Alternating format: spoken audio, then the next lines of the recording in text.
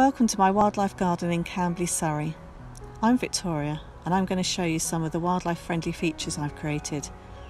I want to encourage more species into my garden and give them a safe space to thrive. This raised bed area is where I have a mixture of herbs, rosemary, fennel, mint and wild raspberries with an old plum tree in the middle.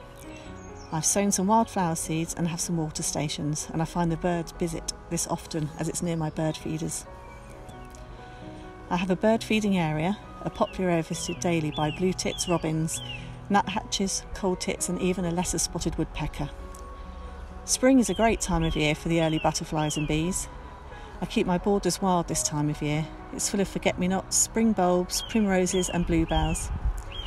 I've sighted many butterflies in my garden, such as the painted lady, red admirals, common blues, brimstones and green-veined whites. This water area is regularly used by larger birds such as the magpies and blackbirds and squirrels. I put in this sink last year and it's starting to settle in nicely, and I've left a tree trunk to slowly rot and find the squirrels love to scratch and roll around in it. And my pond did have some fish left by the previous owners, but a heron has now taken the last one and the pond is now just full of newts.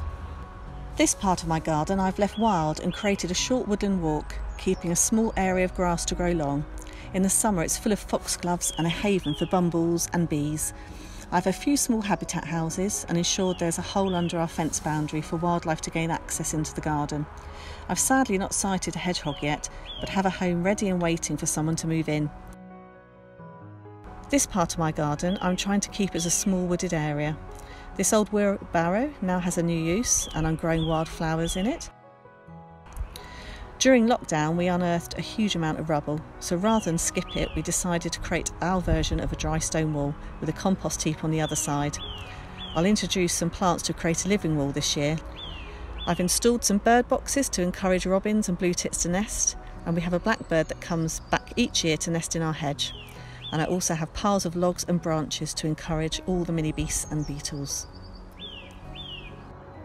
Thank you for watching my wildlife garden tour. I hope I've given you some ideas to make your space even better for nature. Just get creative, reuse, recycle and have some fun doing it.